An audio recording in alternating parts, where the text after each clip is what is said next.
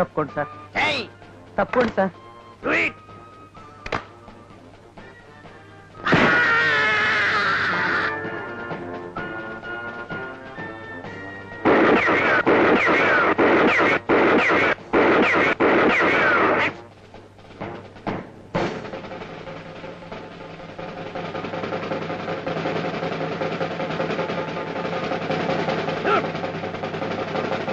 Shoot!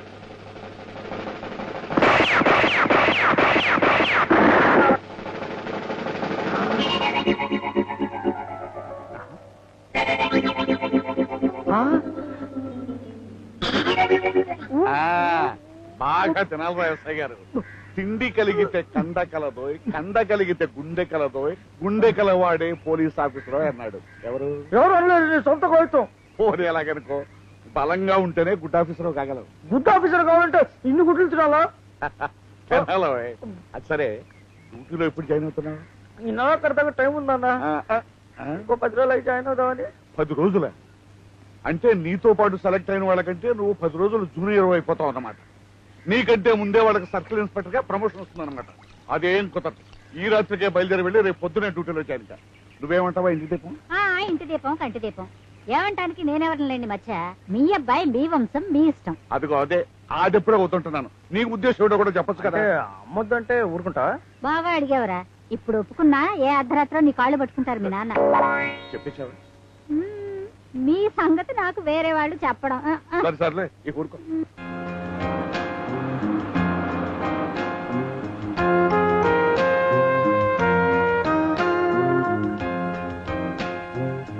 Prasad. Hello Venkat, ఏంటి SI దగ్గర నుంచి ఎక్సైజ్ మొదలు పెట్టావు? ఏం చేయమంటారా, చేయబోతే మా నాన్న చంపేస్తున్నాడు.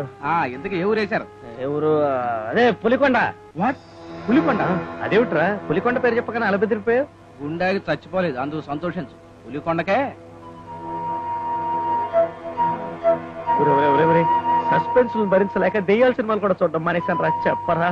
వద్దు, ఆ పులికొండ గురించి మాత్రం అడగొద్దు.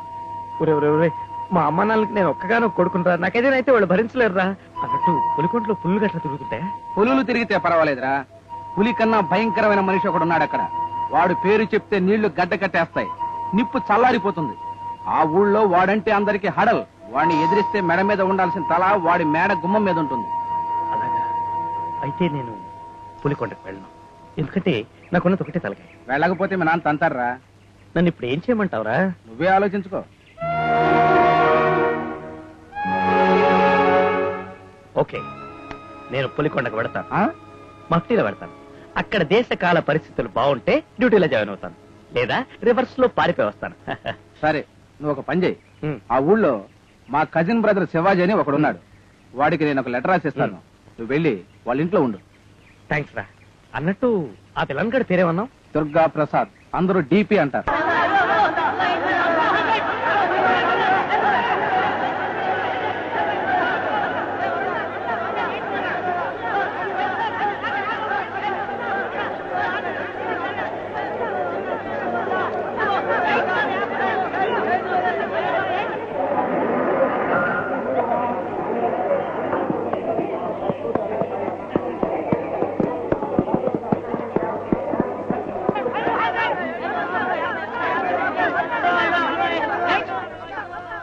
ఏమిటి గురువు గారు, అందరూ 8వ నెంబర్ గుర్రం మీదే కాస్తున్నారు?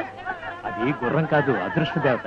దానికి గెలవడమే గాని ఓడిపోవడం తెలియదు. అయితే ఇంతవరకు ప్రతి రేసులోనూ గెలిచింది. అయితే ఆ గుర్రం ఓనర్ దాని మీద వేలకు వేలు సంపాదించుంటాడు. వేలేమిటి, లక్షలు లక్షలు సంపాదించాడు. అదిగో అటు చూడు, ఆయనే ఆ గుర్రం ఓనరు. పేరు దుర్గా ప్రసాద్.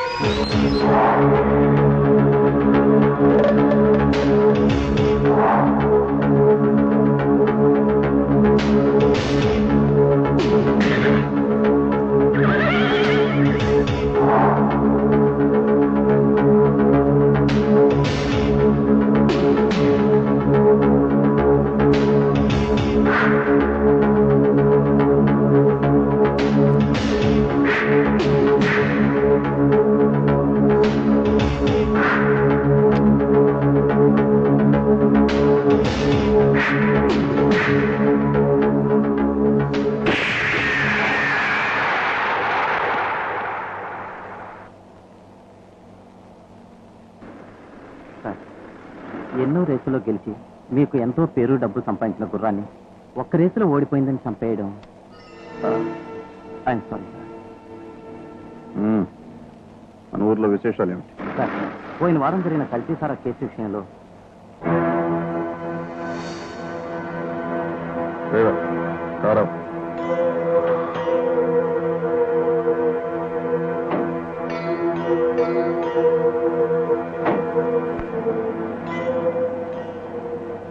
ఏమైంది సార్? నా కారు దాటినా నా మాట జవ దాటినా నేను సహించను. ఇప్పుడు చెప్పు. కల్తీ సారా కేసు ఆల్మోస్ట్ క్లోజ్ అయిపోయినట్లే సార్. కానీ కానిస్టేబుల్ బోస్బాబు ఎన్ని విధాలు చెప్పినా వినలేదు. ఈ రోజు కోర్టులో మనకి వ్యతిరేకంగా సాక్ష్యం చెప్పబోతున్నాడు. అతను కనుక సాక్ష్యం చెప్తే వాడు చెప్తే కదా.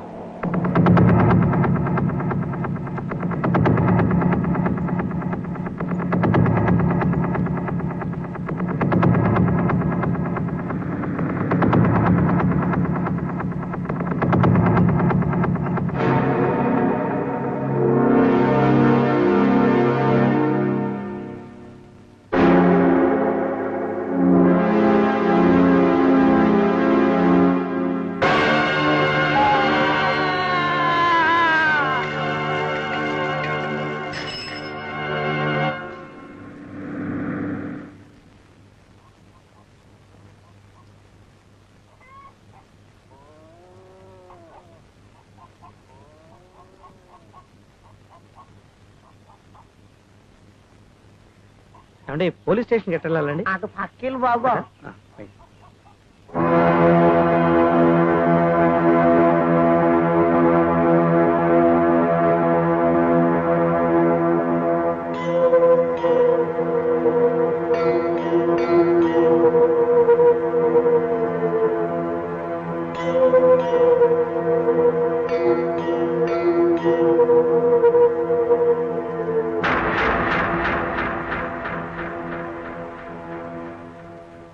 ఏం జరిగిందండి? ఏముంది, నిజాయితీకి శిక్ష పడింది. అంటే సిన్సియారిటీని ఉరి తీశారు. ఎవరు? ఎవరండి?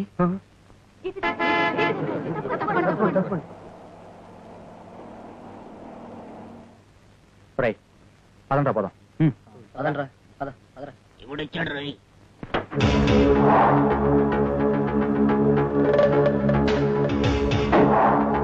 నమస్కారం సార్. రండి సార్ రండి.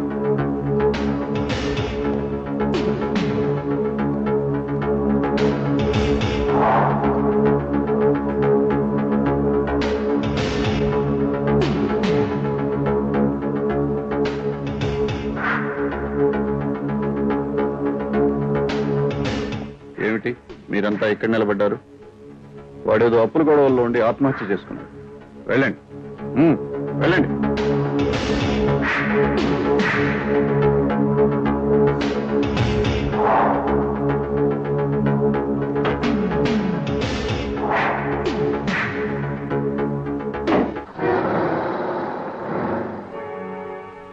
మఫ్టీలో రావడం చాలా మంచిదైంది.